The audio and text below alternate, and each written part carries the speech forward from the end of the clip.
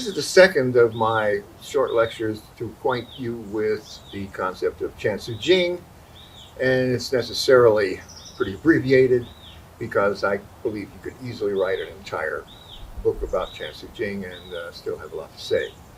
But I want to just acquaint you with the rudiments of it. The first lecture, we talked about the Chansijing of the arms for one important reason, and that is it's much easier to explain the Chansijing of the arms than it is to explain the Chansijing of the legs.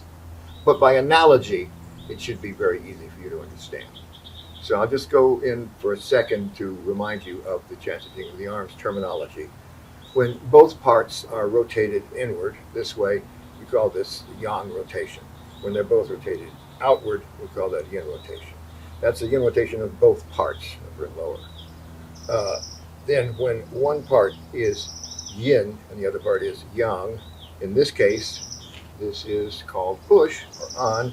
When that reverses and you have yin here and yang here, then you have what's called pung.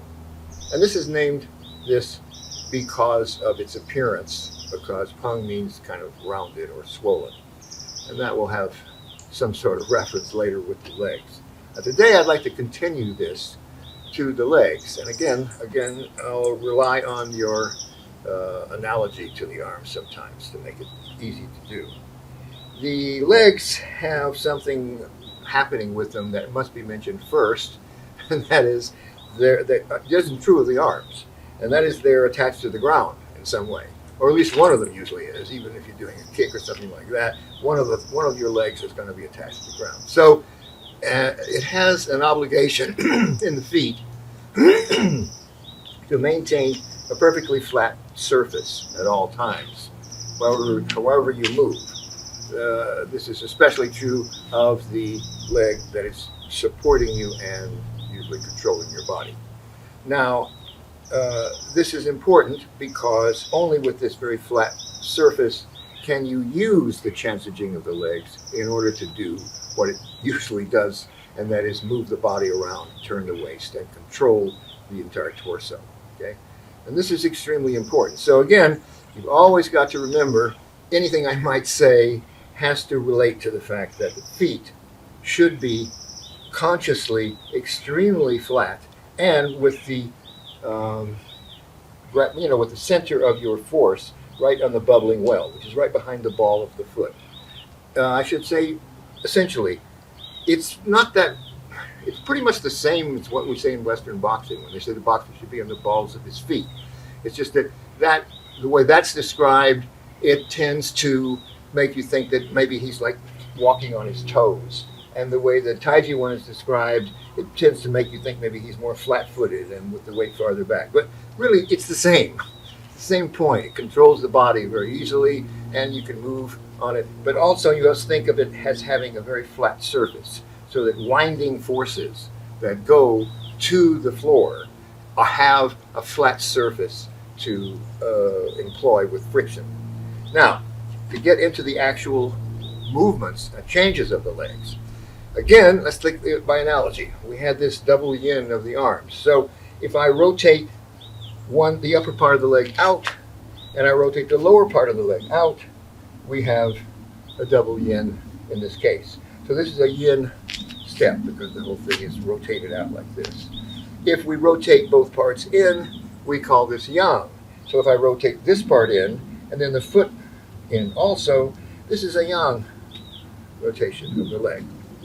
When we do bagua, and we walk in circles, whether we do bagua or not, when we walk in circles like this, always the leg on the inside is taking a yin step, and the leg on the outside is taking a yang step. So that's an easy way to remember the yin and yang of the legs in that sense.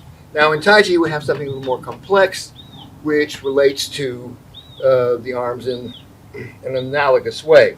If we take the upper part of the leg and rotate it out, and then take the lower part of the leg and rotate it in, we have a position that's called pung. This is the pung step. So if it's defined in terms of this internal way, that is the rotation. Now, if we have the lower part of the leg, the upper part of the leg rotated in, and the lower part rotated out, we have this configuration, which if we step with it, is called a yin, on step. Okay. Now, if we take a double pung of the legs, we have the traditional horse stance. The horse stance can be sort of anything.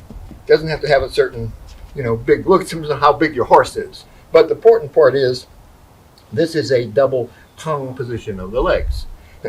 Now, sometimes in some martial arts, you'll see positions like this. This would be described as a double yang position of the legs. People even take steps like this in order to preserve this yang quality of the legs. Now, when you're using, I just demonstrated the yin and yang of the legs with the stepping leg, or free leg. Of course, you have, more importantly in a certain way, that same configuration happening in the standing leg. But this is like a little bit harder to see than when it's a step. But the same changes move the body. Now, how does it move the body? It's because you are rooted. Being rooted means simply that if I send out some sort of force from the qua, the biggest muscle in the body, or the biggest area of muscles in the body, and it reaches the leg, if it's the free leg, that force will turn the whole leg out or in, or make some more complex step like this or like this. But if it's on the floor and there's enough friction for it to not turn by itself, then it will reflect that movement back to me, and instead of the foot turning, my waist will turn. Or I can use the same force to move my center from one leg to the other. And in that case, you must think of a movement like that as being half done with one leg while the qua opens. You pass through this perfect horse stance, and then the other half is the other leg while the qua closes. And in both cases, you are sort of pulling yourself and pushing yourself in a completely horizontal way. In fact, one of the features of correct Chansijing movement of the legs is that without trying to, it keeps you at the same level. So you can consciously change level if you want. But if you don't, it'll automatically tend to make you on this same level without consciously trying to do it. And this is the reason they have the tradition in the form of staying on one level. And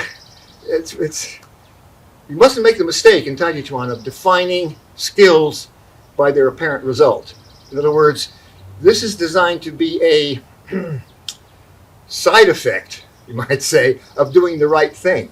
There's nothing in itself that's of any value. There's no value to you in fighting of always trying to stay on the same level all the time. In fact, as it says even in the classics, if the opponent moves up, I move up. If he moves down, I move down. In other words, you follow the opponent. It has nothing to do with any kind of advantageous thing of moving this way. It is simply a side effect of you using Chansijing in the legs in order to make your movements. So otherwise, there is, no matter how small it is, there is a slight rise and fall in your movements, or maybe just a fall where you just go from gravitational point to gravitational point. But the correct way of moving is to use the Chansijing of the legs to make these movements. Now, as I said, this action should affect the foot. And the way it affects it is trying to turn it around the bubbling well where all the weight should be concentrated, like this. So that root sends it back to the waist. This is what it means when it says the internal force. By internal force, they always mean Chansijing. The internal force is rooted in the feet, transmitted by the legs, directed by the waist. In other words, think of it like an image. Like what the leg is doing is now directing the waist this way or that way, and also moving it this way or that way. So, and manifested in the fingers. There's the last part of the classic. So any movement that you have has a certain pathway that has to go through the body in terms of the change of substantial and insubstantial. And this should be facilitated through Chansijing, because this is the most kind of continuous and subtle change you can make in the body. In other words, and explaining the arms, I mentioned that all changes of Chansijing come from the inside out. So when this says rooted in the feet, it does not mean it starts in the feet. It means the root is in the feet. It starts in the qua. When you open or close the qua, you are affecting this, attempted turn of the foot. And because it's rooted, that doesn't turn. It reflects it back to you. So there's an order that you want these changes to take place, these Chansijing changes. So this would mean first change is from here and goes through the leg. So the upper part moves first, then the lower part. And I should say that when you move very slowly, these changes seem like they come all at the same time, whether in the legs or the arms. The faster you move, the more separation of substantial and insubstantial automatically occurs. When the classics say, carefully separate substantial and insubstantial, they talk about this because when you're moving slowly, it becomes hard to do. The slow motion doesn't make it easier, it makes it harder. If you move faster, all you need to do is just not be stiff like I am now. Just relax, and all of a sudden you'll have a lot of differentiation in the body. Then all you have to do is control it with your posture in a certain way. So this whole use of Chansijing is extremely dependent upon correct posture. Because if I didn't have especially correct spinal posture, doing all these winding motions would sort of make me look like this contorted creature, which is the kind of way that Chinese villains are portrayed in Japanese movies sometimes, in this kind of twisted sort of way. So anyway, the whole thing is all of these changes take place around a unified torso, so that when the waist turns, it has an effect on the whole torso that's extremely organized. Now, if I want everything to proceed in its perfect order, I say, where does the motion start? It starts in the qua. It goes down and tries to move the foot. The rootedness of the foot reflects back to the body and turns the waist. When it turns the waist, now I have my choice of how I can manifest this. But the correct choice, in other words, I could manifest it in either arm, but the correct choice is the opposite arm from the one of the leg, so that I want this to move first. But that doesn't mean that the other arm doesn't move right after that. It just means that you consciously direct the changes to go here, and then here to the insubstantial arm, and then finally down to the insubstantial leg, so that when you make any motion, first the waist moves, then the substantial arm moves, then the insubstantial arm moves, and finally the insubstantial leg moves, and that's when you take a step. So all the steps are quite delayed in that sense. A characteristic of a real amateur at Taijiquan is his sort of hurry to place his foot someplace. Real skill at Taijiquan is kind of marked by kind of saying, I want to delay it as long as possible, so that if changes take place because of my contact with the opponent, I might have meant to step here, but then he turns me and I end up stepping here. I want to delay that action. I don't want to just get myself stuck in this point. I want to be able to follow him in real time. So that's very dependent upon, let's say, just to say it in a way that doesn't really convey its complexity, correct balance. But correct balance should not be thought of as balance produced by a kind of saying, I want to balance on my foot, and so I sort of maneuver my body this way so it keeps balanced. No, but think of the balance as coming from a correct order in which you employ the Chansijing of the body. So it starts in the legs, moves through the waist, and then if you want to do something, it manifests in the arms. But it always manifests in both arms, and it always manifests finally in the leg.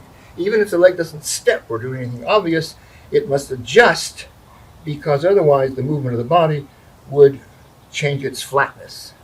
So as you move, this has to adjust and always remain completely flat on the floor. So these are the kind of caveats that you have to understand. when you're thinking about Chansijing of the legs. It always has to have something to do with the floor, whether it's rooted in the floor or whether it has to conform to the floor in a very light way. It's always listening to the floor. And I always tell my students, you must regard the floor as part of your opponent, because you're listening to the floor just as hard as you're listening to the movements of the opponent.